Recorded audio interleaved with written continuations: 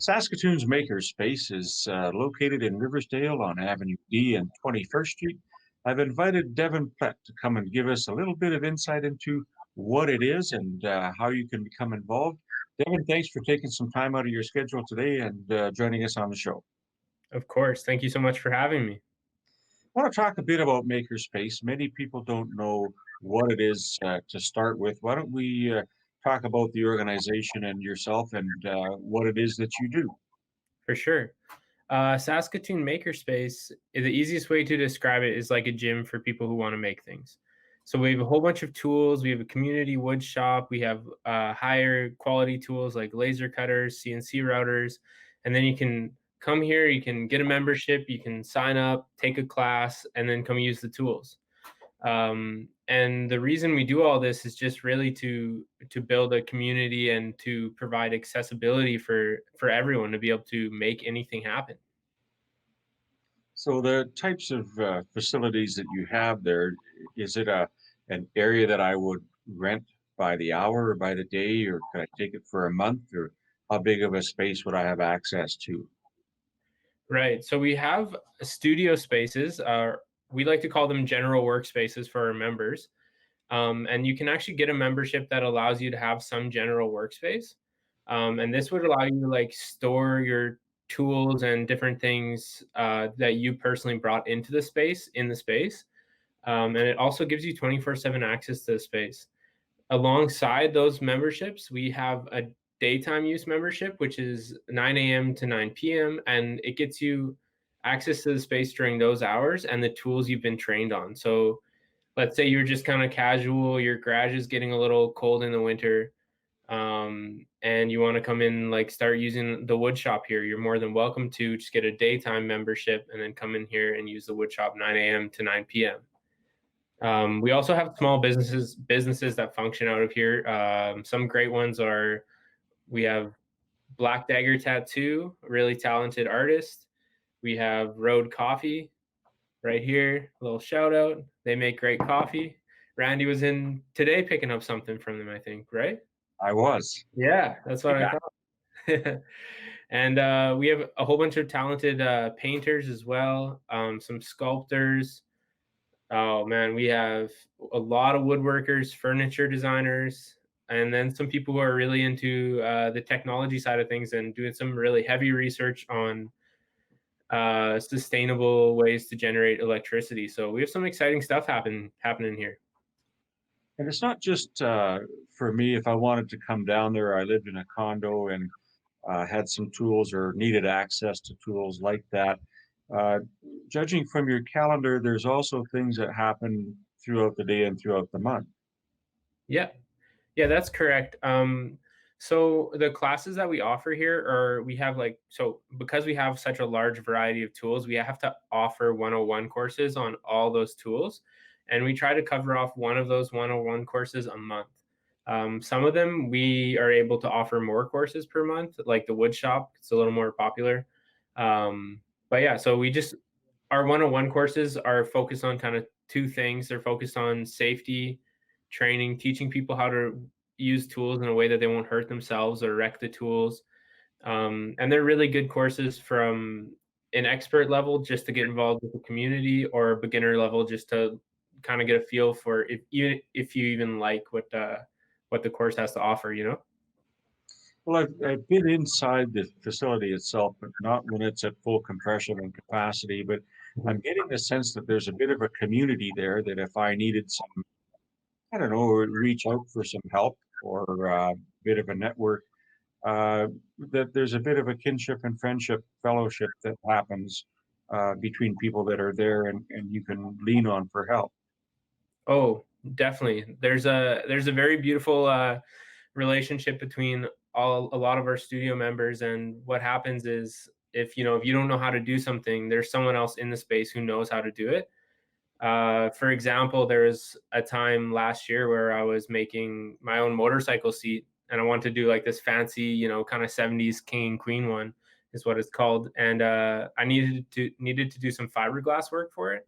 And I know nothing about fiberglass work. So I was able to talk to another member, and they helped me out and they set me up with everything and helped me make a form. It was awesome. But there's a lot of that. There's a lot of kind of just collaboration that happens naturally day to day with small projects and sometimes with really big ones. So it's an exciting spot to be. And with that, if you had a commercial enterprise, if I owned a store or something and wanted to have, I don't know, a sign made or some furniture cupboards made for the inside of my house or my store, is that something that we could have someone build, or can you put us in touch with someone that would do that? Definitely, yeah.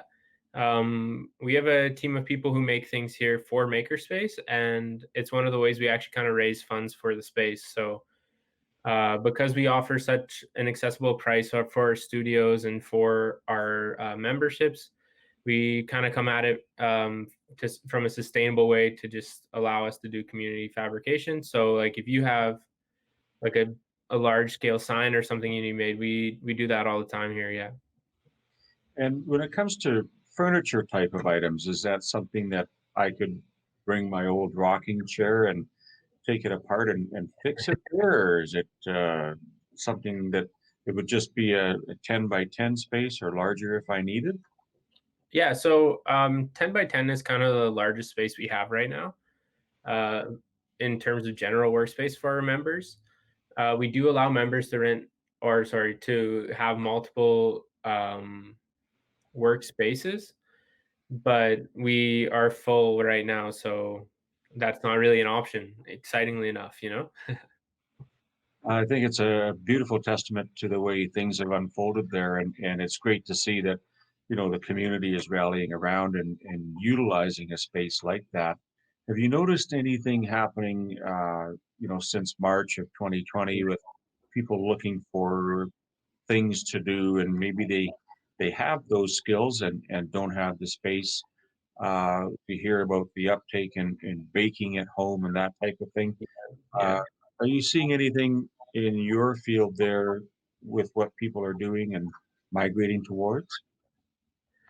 At the start, everything slowed down, as it did for everyone. But uh, kind of well now, and kind of like I guess 4 or 5 months into that, we had an increase of like our studio members starting to come back to the space, and it was good that things slowed down because it allowed us to put in the protocols that we needed to put in place to be functioning as a safe space for our community.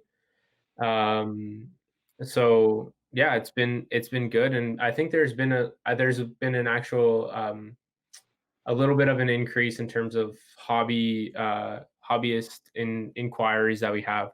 We do need to balance it out though, because we still limit our class numbers and make sure we're following all the safe distancing and all the protocols that we have to. So we kind of, with the increase in things, we still have to kind of balance things out. So, as I understand it, then with what I've seen there, you have a lot of the pieces of equipment. If I haven't had any experience with any of the MIG welding or laser cutting type of tools, can I get trained on that and then use it, or would I just work with someone that would show me how to do that? Yeah, so it is required that you take one of our 101 courses before you hop on a tool. Um, we get people calling in who are, journeymen in their trade, and they want to learn how to, or they want to get in and use their welder. We still require that people take the 101 course because it helps kind of build community. You're there with a teacher at the very least, and you met someone in the space and you've told them a little bit about yourself.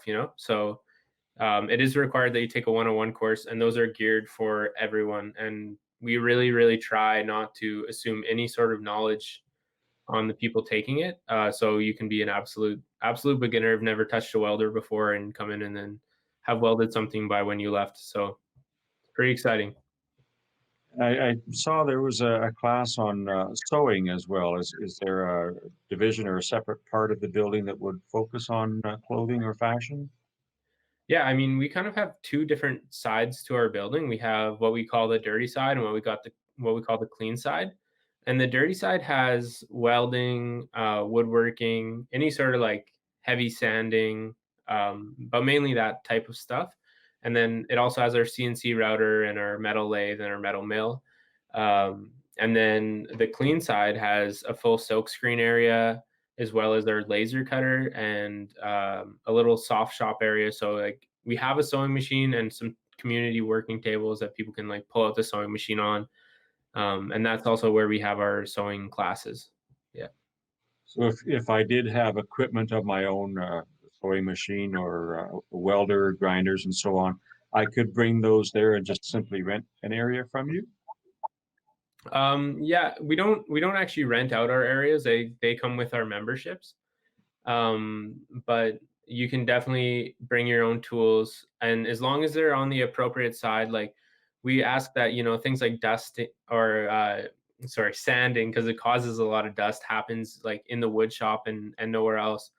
But small hand tools can be used in your studio space, and you can bring and store your tools in your studio space as well. Yeah. Wow. I think it's just a wonderful addition, and I'm glad to see it expand, and the uptake has been strong.